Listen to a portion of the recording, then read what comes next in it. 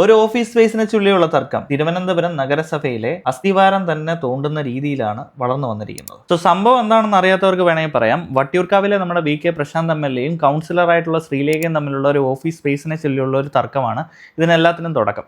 Actually Sreelekha പറയുന്നത് തനിക്ക് കിട്ടിയേക്കുന്ന അല്ലെങ്കിൽ കൗൺസിലറിന്റെ ഇപ്പോഴത്തെ റൂം എന്ന് പറയുന്നത് അത് വളരെയധികം ശോചനീയമാണ്. ടോയ്ലറ്റിലാണ് ആക്ച്വലി ഷെൽഫുകളും ഫയലുകളും ഒക്കെ വെക്കേണ്ടത്. സോ അത് അങ്ങേയറ്റം ദയനീയ അവസ്ഥയാണെന്നുള്ള രീതിയിൽ ഓഫീസ് സ്പേസ് ഇപ്പോഴത്തെ MLA ഓഫീസ് സ്പേസ് മാറി തരണമെന്നുള്ള രീതിയിൽ റിക്വസ്റ്റ് ചെയ്തു. Actually office space MLA office space same കോർപ്പറേഷൻ്റെ കീഴിലുള്ള ആ വാർഡിൽ തന്നെയാണ്.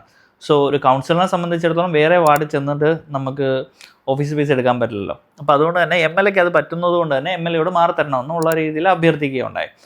പക്ഷേ MLAയുടെ ഭാഗത്തുനിന്ന് ചിന്തിക്കുമ്പോഴത്തേക്കിന് ഈ ഒരു ഇപ്പോഴത്തെ വാടക കരാറ് പ്രകാരം മെയ് വരെ അവകാശമുണ്ട് അവിടെ നിൽക്കാൻ. സോ അത് കഴിഞ്ഞിട്ട് ശേഷം ആവാം എന്നുള്ള രീതിയിൽ MLA പറഞ്ഞു.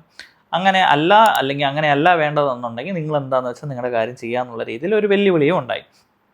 ഇതിനെ തുടർന്ന് ആ പ്രശ്നം വലിയ രൂക്ഷമാവാത്ത രീതിയിൽ കൈകാര്യം ചെയ്യാനാണ് ആദ്യം BJP ശ്രമിച്ചതെങ്കിലും പക്ഷേ കമ്മ്യൂണിസ്റ്റുകാർ ഈ ഒരു കാര്യത്തിനെ നല്ല രീതിയിൽ വളച്ചൊടിക്കാൻ ശ്രമിച്ചു. അങ്ങനെ ഇരിക്കുമ്പോഴാണ് ആ ഞെട്ടിക്കുന്ന വിവരം പുറത്തു വരുന്നത്. അതായത് MLAയുടെ ഓഫീസ് സ്പേസ് 1000 രൂപയിലും താഴെയാണ് വാടക ഈടാക്കുന്നതെന്ന്.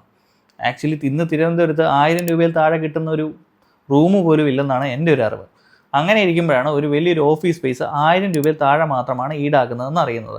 പക്ഷേ വേറൊരു കാര്യം ശ്രമിച്ചു കഴിഞ്ഞാൽ MLAയുടെ പൈസയാണെങ്കിലും വാടക കോർപ്പറേഷൻ്റെ വാടകയാണെങ്കിലും എല്ലാം ജനങ്ങളുടെ പൈസ തന്നെയാണ്. സോ അങ്ങനെ ഇരിക്കുമ്പോൾ ഇത് ന്യായമാണോ അന്യായമാണോ എന്ന് ചോദിച്ചു കഴിഞ്ഞാൽ എനിക്ക് വലിയ ക്ലിയർ ഇല്ല. പക്ഷേ എന്ത് തന്നെയാണെങ്കിലും ആ ഒരു ഓഫീസ് സ്പേസിന് 1000 രൂപയിൽ താഴെ മാത്രമാണ് വാടക വന്നിരിക്കുന്നത്. അത് ഒരു ചെറിയൊരു ബോംബിന് തീ കൊരുത്തി. സോ അതാണ് BJP തിരുവനന്തപുരം കോർപ്പറേഷൻ്റെ കീഴിലുള്ള എല്ലാ സ്ഥാപനങ്ങളുടെയും, അതായത് വാടകയ്ക്ക് കൊടുത്തിട്ടുള്ള എല്ലാ സ്ഥാപനങ്ങളുടെയും വാടക കുടിശ്ശികയും വാടക കരാറുകളുടെയും ലിസ്റ്റ് എടുക്കാൻ പോവുകയാണ്. അതിനകത്തിലെ അഴിമതി കണ്ടുപിടിക്കാൻ. എൻ്റെ പ്രഡിക്ഷൻ ശരിയാണെന്നുണ്ടെങ്കിൽ ഇതിനകത്ത് ഒട്ടനേകം അഴിമതികൾ കണ്ടുപിടിക്കാൻ ചാൻസ് ഉണ്ട്. സോ അങ്ങനെ നോക്കുകയാണെന്നുണ്ടെങ്കിൽ മുൻ മേയറായിട്ടുള്ള ആര്യ രാജേന്ദ്രനെതിരെയും കുറേ പ്രശ്നങ്ങളുണ്ടാവും. അതേപോലെ തന്നെ കമ്മ്യൂണിസ്റ്റ് പാർട്ടിക്കെതിരെയും കുറേ പ്രശ്നങ്ങളുണ്ടാവാം. പക്ഷേ തിരുവനന്തപുരത്തെ എനിക്ക് തോന്നുന്നു ഇത് തന്നെയായിരിക്കാം മെയിൻ അജണ്ട ഇനി വരാനിരിക്കുന്ന തെരഞ്ഞെടുപ്പിനെതിരെ BJP ആയുധമാക്കാൻ പോകുന്നത്. സോ നിങ്ങളുടെ അഭിപ്രായം എന്താണെന്ന് കമൻറ്റിൽ പറയാം.